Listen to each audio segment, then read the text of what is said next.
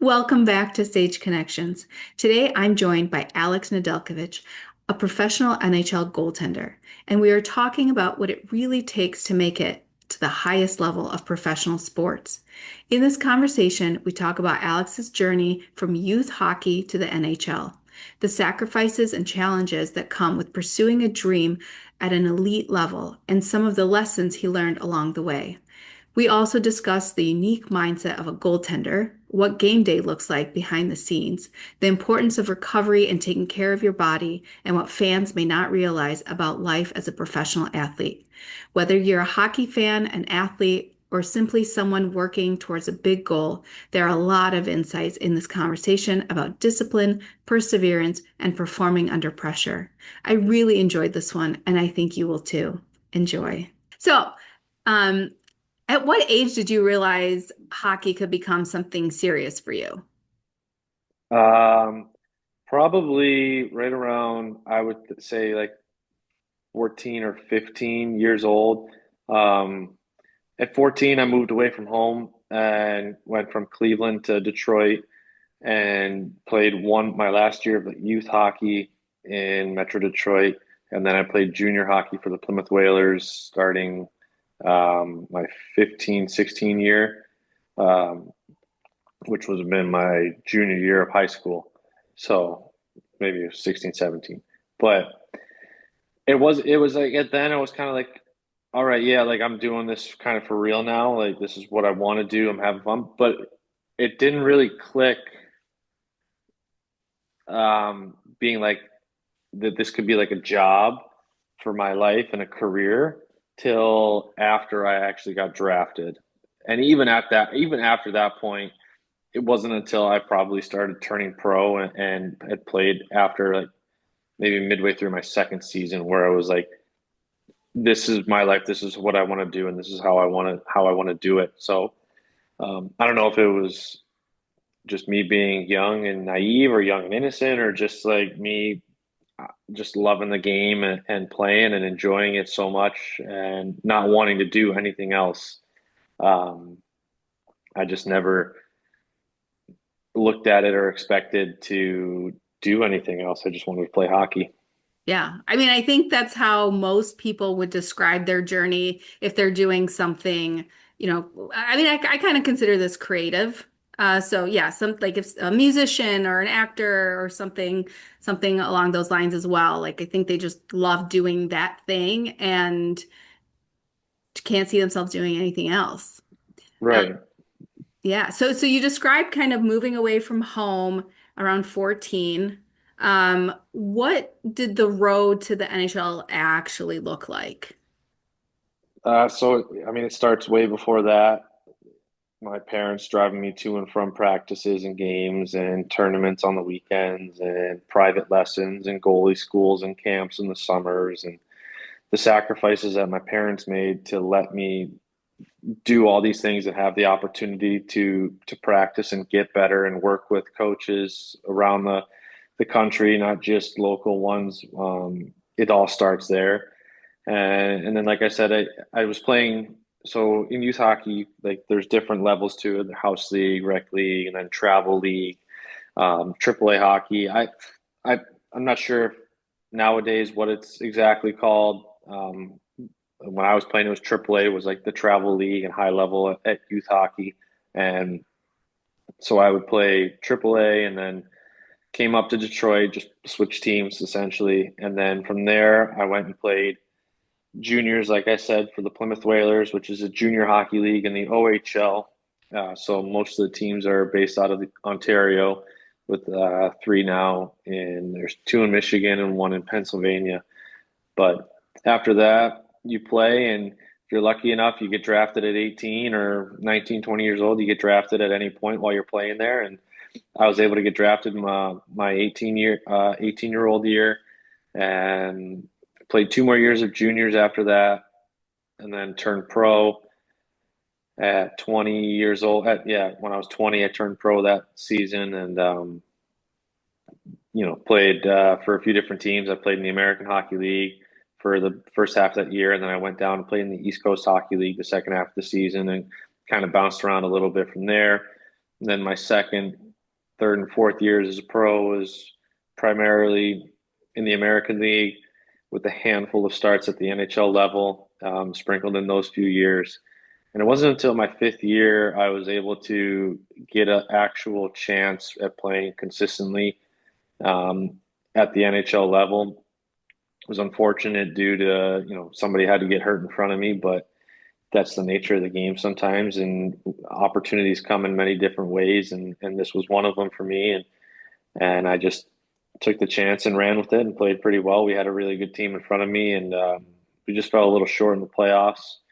But yeah, that's pretty much my journey, and everybody's journey is different. Some guys, they turn pro right away at 18. Some guys they take longer, and some guys obviously never get the opportunity to play an NHL game, let alone make a career out of being an NHL player. So it's everybody's got a different path, a different story. So there's not one right way of doing it.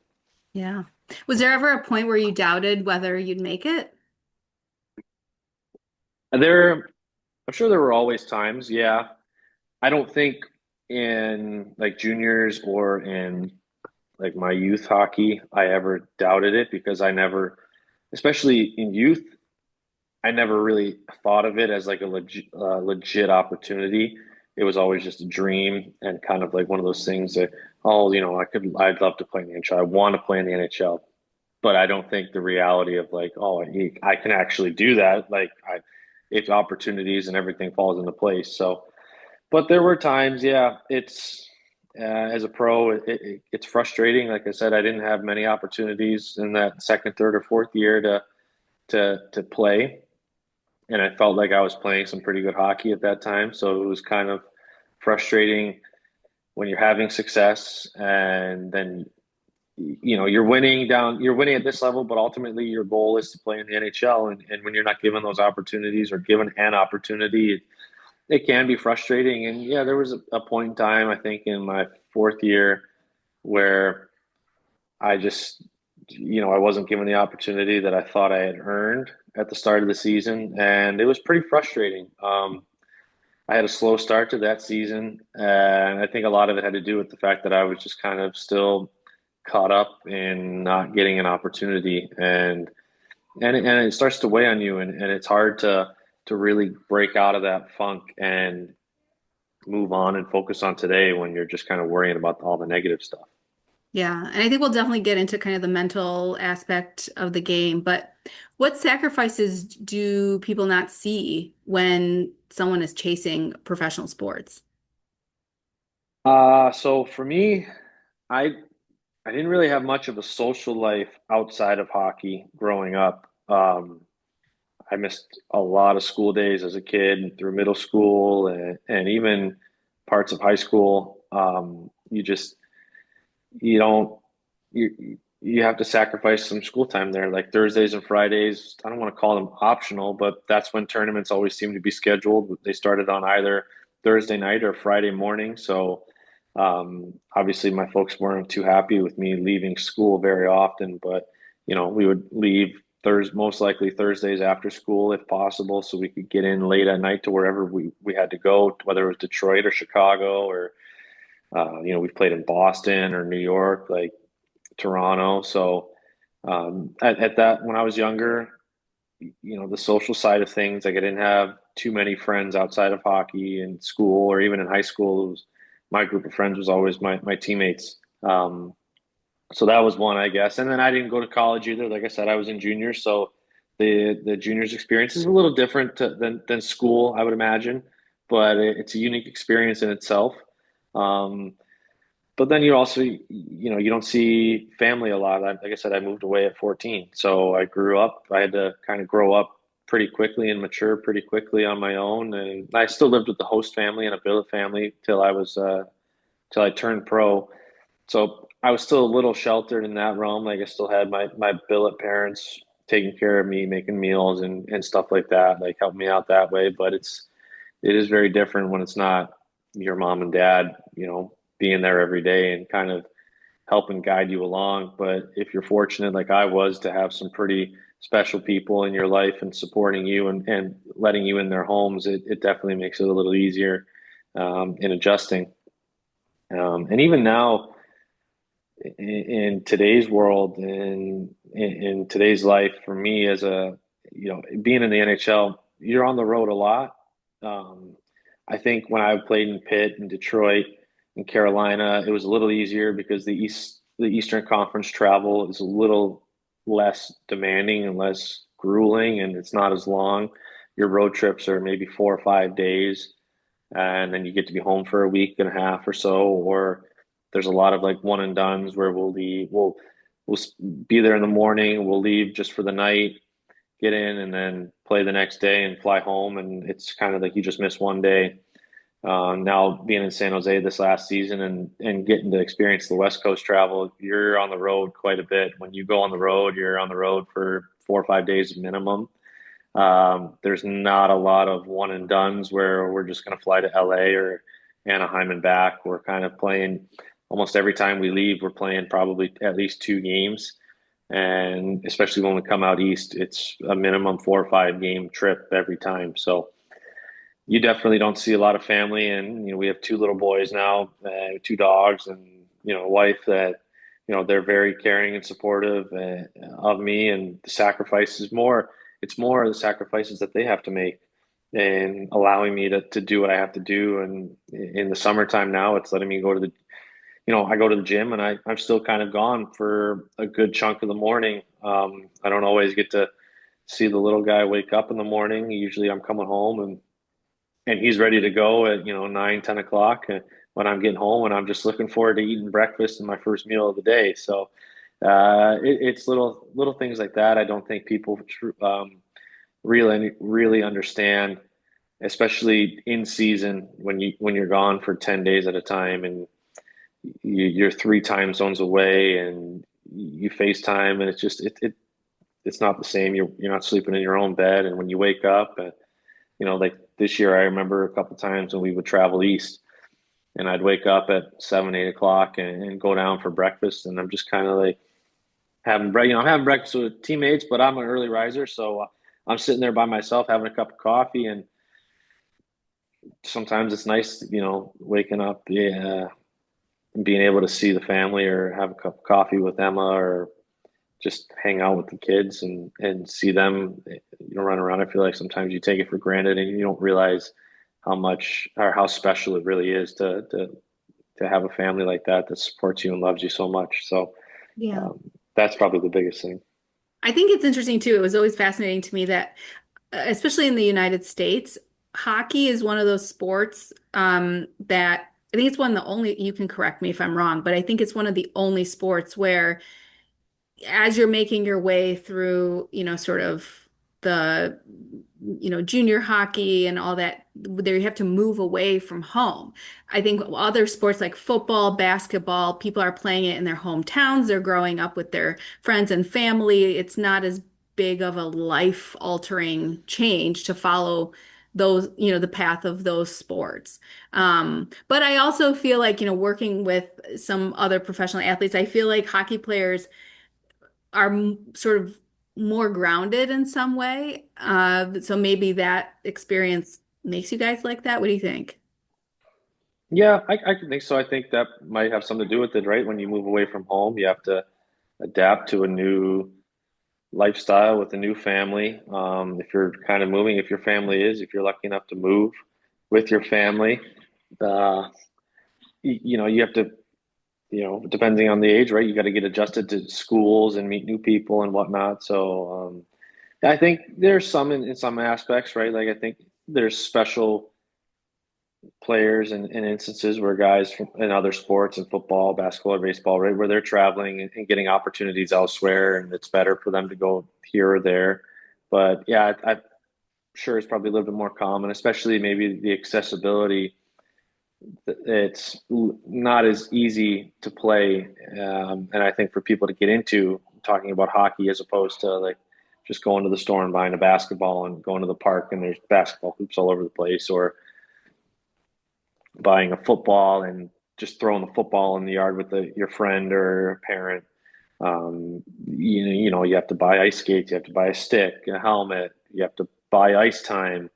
Um, there's the expenses add up quick. So that's probably got a big thing to do. And I think because of that and because of how expensive it is, you do get to a certain point um, as a kid where it does kind of like click where it's like, okay, like there's a lot of like, I'm spending a lot of time and I'm spending a lot of my time trying to do something that I want to do and enjoy doing.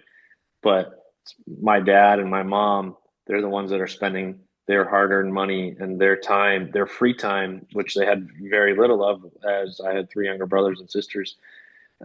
So they're spending all that time and money on me to be able to go chase a dream and just play a sport and play a game. It definitely puts a certain perspective in your mind and how grateful you have to be to the people that allow you to do those things. Absolutely. So looking back, what do you think helped you separate yourself from other talented players? Um, I feel like I've always just wanted to win, and I like to compete. Um, I'm a terrible loser. I just the other day I walked out of playing 18 holes. I only finished nine, and I left. I was like, I can't stand. It's probably not a good thing to say or admit, but I was like, I couldn't stand playing another 2 hours, 2.5 hours, and just whacking the ball all over the place. So I don't know. I always like to compete, and it's just losing is such a terrible feeling, and it's hard to get over. And um, I don't know. I've always wanted to work. I always felt like I had a little chip on my shoulder. I'm not the tallest guy. Nowadays, everybody wants a goalie who's 6 foot plus at minimum. 6'2" or 6'3", 6'4" seems to be the sweet spot, and I'm barely 6 foot, if that, on a good day. So um, I always felt like I had to do a little bit more, prove a little bit more, just because I'm a little shorter than most guys. It's not a hindrance, and I can still do as good a job, if not better, than a lot of guys taller than me. So yeah, I don't know. I've always felt like when I got to a certain point in the process and in my youth and junior career, it was yeah, okay, like you know, I felt like I was one of the best goalies looking back, right, as a kid, but there's always somebody better than you. There's always somebody that's trying to be better than you, and you just have to find that mentality and mindset that I'm going to work every single day to be the best that I can be, and I'm just going to try to be better than you. Yeah. So who are some of the biggest influences or mentors in your life growing up? I mean, my parents probably the first two that come to mind, and we didn't really have a big hockey background in our family. And my uncle was the only one that had any sort of background in it, and I think he was just playing up until high school, and nothing serious. So their kind of process and mindset was always just go out and have fun, work hard, enjoy it. My mom still sends me the same text every game day, and it's just little reminders. Just go out, do your thing, work hard, play hard, have fun, um, and they never pressured me into doing anything. They were always very supportive, whatever I wanted to do. But when the time came and I made the decision, I play hockey more than any other sport. They were supportive of it, but at the same time, as a kid, right, you can go through ups and downs, and being still young and a little immature, right? Like if practice wasn't good or you get scored on, you get frustrated, slam your stick, or you kind of like have bad body language, right? Like every kid does.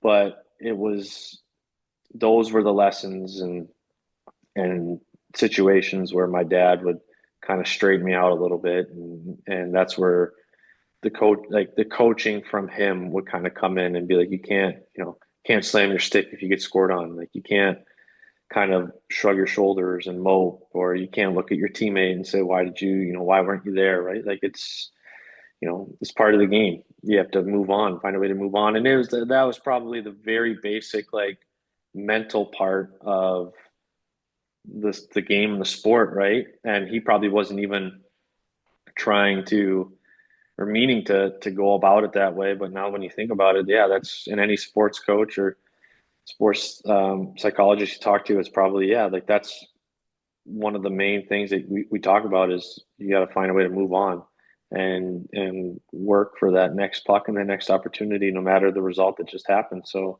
um, it starts with my parents, and it always seems to come back to them. It doesn't matter what we talk about. So couldn't have done anything without them. Yeah. So, okay, what was the moment you officially found out you were making it to the NHL? What do you remember from that day? Um, so when I got drafted, it was I think it was like June 7th or something like that. But it was after my second year of juniors, and it was just kind of like pure excitement. My family was there. I had a couple other friends close by that were also hoping to get drafted, and eventually did get drafted that same day. And it was just a surreal experience. It was another step towards like reaching the NHL.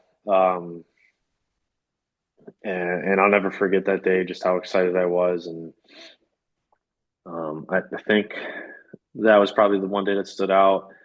Then a couple of years later, like my first pro season, I got called up to back up a game in Columbus, and I had some family come out because it's only a couple hour drive from Cleveland, and I, had no expectations of playing. They were, I was well aware I was just going to back up. The other guy got hurt, so they just needed somebody to come in and dress, and I was obviously very happy and excited to do it. So I ended up going in halfway through the game though, and that's where I made my debut. So that was pretty exciting to not only play in front of family and friends, but play in Columbus, and I played pretty good. Didn't give up a goal. So got to play like roughly half the game, like I said, and just to do it in Columbus, a team that I watched a lot growing up, and, probably as close to a hometown team as I could get. That was just very exciting, and it was that after that game was probably one of those ones where yeah, all right, like I kind of got here, I kind of made it, but like I can do it, like I know I can do it, and I know I can play at this level, and so that was probably the one that really kind of I think made it, real for me, that yeah, I could do it. So, Yeah. So, did the reality of the NHL match what you imagined as a kid? um, excuse me, I don't think so. I think, um, I think as a kid, I always thought of like NHL players as like, you know, these big rock stars and superstars and, um, something that I could never achieve, right? Or like it's like impossible to achieve and stuff. And I think that's just like that young, innocent, like mindset and thought process. And not in a bad, I don't mean anything of this by in a bad way, but like, now it's just kind of you get here and everybody's different. There's bigger personalities. There's guys that have, less personality, and then there's guys that are just middle of the road and normal human beings. And and some of the guys with big personalities aren't necessarily the best players, and some of the guys that are middle of the road or quieter guys are the best players, right? Like it's a weird mix and match of certain things and personalities, but I think that's been the most exciting part about it is you get to meet so many different guys every single year. There's always turnover on rosters, and you're playing with new guys and going through new experiences with new people, and um, but you just realize like in our world and in our lifestyle, it's all kind of normal, and it's obviously not normal to the average person. It's I think something that yeah, like a lot of people would love to be able to do, to travel for work and go and I get to play with 20 of my best friends every other night and play a game. So and just enjoy life that way. And like I said, you get new experiences, you travel to cool cities, and but yeah, I don't think I ever thought of it like that though. As a kid, I never thought of it like that. I just thought, oh, like those guys get to play on TV. Like that was kind of it. So and now I forget sometimes it's like that you're even there because you have to be so in the moment when you're playing. So sometimes you just lose sight of, how many people are actually watching you.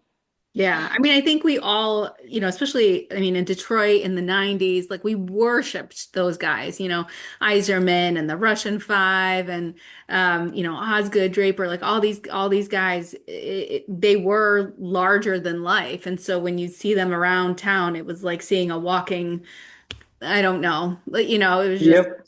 it was just crazy. But it's interesting you being on the other side of that it is a job, right? Like you can't. Hmm. Yeah, I mean, you almost have to take it for granted to perform well, I think. If you got in your head about how many people are in the stands and watching it on TV, I'm sure it would make it a little bit harder to do what you have to do in order to actually like be present for what you do. Right. Yeah, it's definitely easy to get caught up in all that stuff. You're in a building with 20,000 people watching you, and on the road especially it's a little harder because you got, 20,000 people yelling at you, not yelling for you. So, um, and especially in my position, if I give up a goal and everybody sees it, that's my mistake, right? Like, so everybody sees it and everybody's getting on me about it. So it's definitely hard to block out that noise. But it's a lot of fun too, though, at the same time, especially when you do well and you perform well and you win on top of it. Like, it's a fun feeling to win. Doesn't matter what you're doing or where you're playing or who you're playing against. There's nothing better than just beating somebody else. Yeah. Yeah, definitely in the stands, there's a lot of armchair coaches for sure. Yeah. You hear it kind of all around um, but they're too high for you to hear them anyway. So, do you think goalies actually think differently than everyone else on the ice? Yeah, I think we have to just because our position is so much different than a forward or a defenseman. When you dumb it down to the very basics, right? It's you have to stop the puck.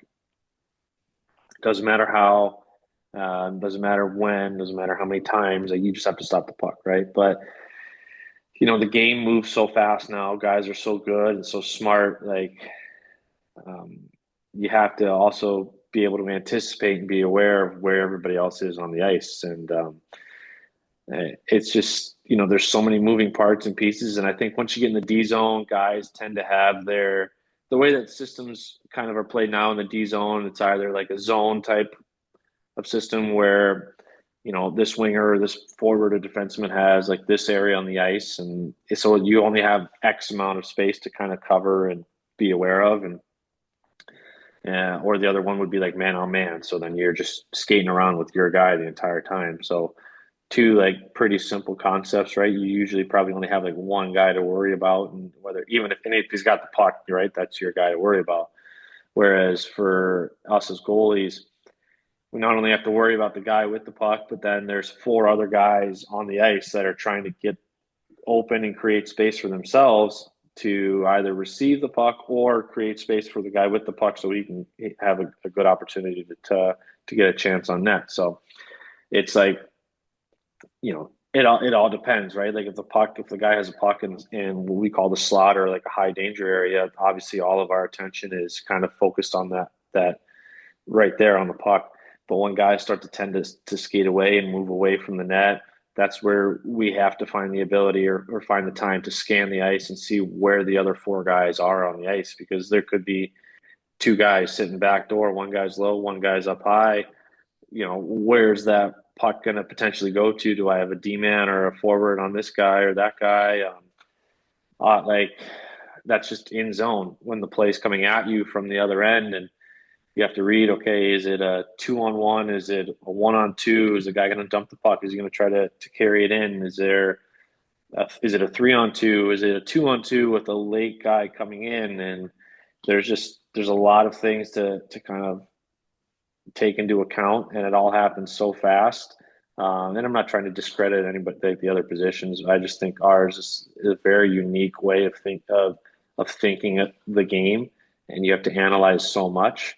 And then on top of it, if you do mess up or if the goal does go in and you did all you could, right? Like the goal still went in. So and then everybody always seems to just look at you and it's your fault. And and only the people that really kind of look into it or understand it or that are involved in the game kind of look at it in a bigger picture. Oh, well, the breakdown was really here, and that's how this guy got open, or the puck went off, a skate and was going wide and it ends up deflecting in. Like there's so much more that goes into it than just, oh, the goal went in. So Yeah. So what makes a great locker room culture or team culture, do you think? you got to have good people. If you don't have good people in the locker room, it's just that I think it doesn't really matter what you do on the ice because if I don't want to play for the guy next to me or across from me, like, I'm not going to be my best. Like I don't have that drive necessarily from them to be better because they don't really want to be better themselves or they don't want me to be better, right? Like, and that's what I try to do is, and the kind of culture that I try to bring or like the personality I try to bring is like I'm going to come to work every single day. I'm going to work hard. I'm going to try to beat you in practice every single time, and in a competitive and also like a positive way. I'm not trying to belittle guys and beat them down and tear down their confidence. It's just I'm trying to compete and be better. And I think when you get not only good people like that, where they're trying to compete and win and be successful on the ice, but just good people off the ice as well, have good personalities and they're just genuine, nice people that you enjoy being around. I found those are the teams that I've one enjoyed playing on more, and two we've had more success as a group because everybody wants to be around each other. This year, for example, in San Jose, I thought we had a great group. We had a great locker room. Didn't matter if you were a first year guy or it was your 15th year in the league. Like everybody was comfortable with everybody. Everybody talked with everybody, and we were always doing stuff together as a group, whether it was all 20 of us or just five of us or 10 of us. Like it's it's just way more fun going about those things, and especially when you travel a lot and you spend a lot of time on the road. um, you know it's nice to have guys around you that you want to be with and spend time with, and it makes the road trips, especially the long ones, it kind of makes them fly by because you just kill time that way and you're not just sitting in your hotel room staring at the ceiling.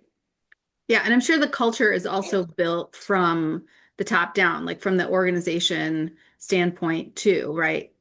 Mm-hmm. Yeah, like the standards and expectations it's set, from management and the front office and coaching staff and then into the players. And the best organizations, they've usually had some pretty consistent faces and names in certain areas and spaces. And you have to have a general manager and front office people that obviously everything everybody wants to win, but they want to do things the right way. And it's not just about bringing in good players, bringing in the right players, and then the coaching staff understanding, okay, like we just skated 5 days in a row. We played 3 games in 5 days with 2 travel days. Maybe we don't practice today. Maybe we take, today as a recovery day. We rest, we get off the ice and let everybody refresh that way. Or, what the message is in the locker room or in practice say. It's like, is it an intense day? Is it an easier day?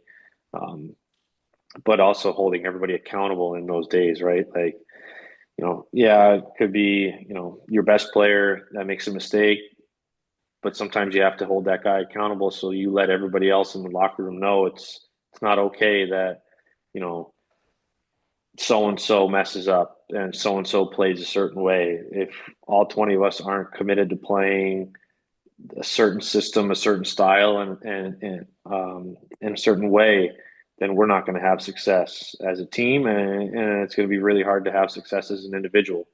And then it falls upon us as players to one, hold yourself accountable, but two, hold everybody else accountable in playing the way that we all want to play. And if you can get all those boxes checked and have everybody doing, doing the things that they need to do to get better themselves, and I think that's when you start to see the culture shift into a much more positive and winning environment. Yeah.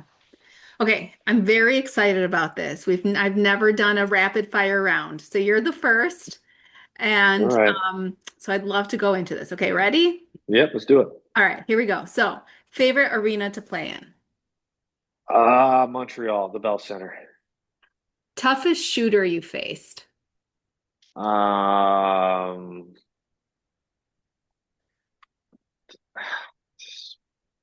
Connor McDavid. Okay. Favorite post-game meal? Uh, Buffalo wings in Buffalo. Not Chick-fil-A? No, the Buffalo wings that we get post game in Buffalo. Okay. Um, Favorite goalie growing up? Marty Broder. Favorite sport outside of hockey?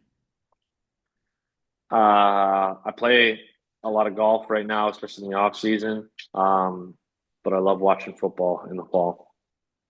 Best advice you've ever received? Um, I've received a lot of good advice. It's the same thing I get from my mom or my dad. Just have fun, work hard, play hard, and just enjoy it and just be in the moment. Coffee or energy drinks? Coffee. Favorite way to recover after a game? I would love to just go and sit in the hot tub for 20 minutes after the game and call it a night, but I have to do a lot more than that in order to keep my body uh, fresh. Favorite way is just sit in the hot tub and do nothing, but there's a lot more that goes into it than just that most nights. Yeah. One word teammates would use to describe you. Um, I don't know. Hopefully fun. Okay. Do you have any game day superstitions or routines? Um, I tend to eat the same pregame meal most times. It's usually a combination of salmon and sweet potato and broccoli, and then chicken noodle soup if it's out. That's usually my go-to pregame meal. Um, Once I get to the rink, I'll get to the rink, have a cup of coffee. This is for game time, so I'll have a cup of coffee and a snack, and then go and kind of get my gear all set up, tape a new stick, and then I just kind of chill for maybe 20 minutes or so and just talk to whoever's around, usually talk to the trainers. And that's about it. Like, I have my routine and how I warm up and whatnot, but no crazy superstition or You anything don't have like to that. like switch on the lights 12 times or No, nothing tap your crazy like stick. that. Yeah. No, no. Okay. Favorite music before a game? I'm usually good with what I don't like. I listen to whatever they put on in the locker room. Driving into the arena for game time, usually some sort of rock music. I think it's pretty Okay. good, or whatever's trending today. I don't know, but I'm good with rock. Okay.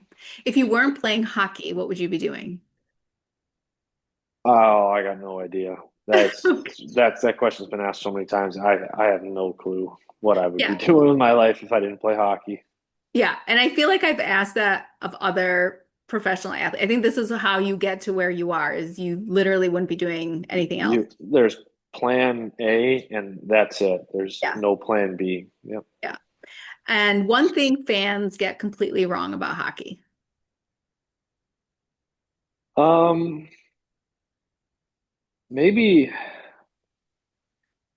I don't know, maybe I think to the average person it's not as exciting or entertaining because it's not always a high scoring game. I think like when you see football or basketball, it's, touchdown is 6 points and then point after seven. So you see a lot of 20 somethings to 20 somethings, or in basketball, right? You're in the hundreds.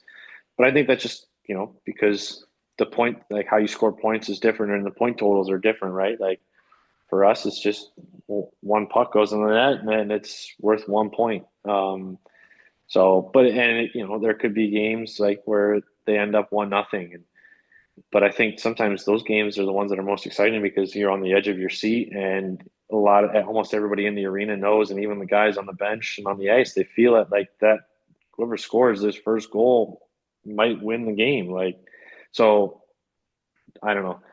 I don't think people understand that rush and that excitement of being on the edge of your seat for a good chunk of the game until you actually come and experience it or see a game like that, and just you realize the full potential of what an NHL game can be like. Yeah. That might be more of maybe an American thing and the way American sports are because no one has issues with that with soccer overseas, Yeah. or Yeah. hockey for that matter. So, Yeah. um, so I don't know. It might be a cultural thing, but yeah, I mean, I remember watching games where you're in triple overtime and you're like on the edge of your seat and it's like the seventh game of the, Hmm. semifinal and you're just like, it hurts. It hurts you in the bones to watch Yeah. that. Yeah, I Yeah. can't imagine like actually being there and participating in that. Right. Oh, yeah. But okay. So thank you so much for being here, coming on. This was so great. It's so good to talk to you. And I think um, you really are like so grounded. And I think it'll be really nice for people to hear that and to hear your perspective and people that are fans and people that maybe somewhat are interested in hockey. I hope if you're kind of interested, go watch a game. It's so fun and exciting. And so thank you. Yeah. No, of course. Thanks for having me. It was fun. Love to do it. Thank you so much to Alex Nedeljkovic for coming on and sharing his story and giving us a glimpse into what life really is like for a professional athlete. Hopefully, this conversation provided some insight into the dedication, sacrifice, and perseverance that go into pursuing a dream at the highest level. While most of us won't play in the NHL, we can all learn something from the mindset, work ethic, and commitment it takes to keep moving forward and striving to be better. If you enjoyed this episode, make sure to subscribe, share it with someone who might find it helpful, and leave a review. It really helps more people find the show. As always, take care of your health and your wellness.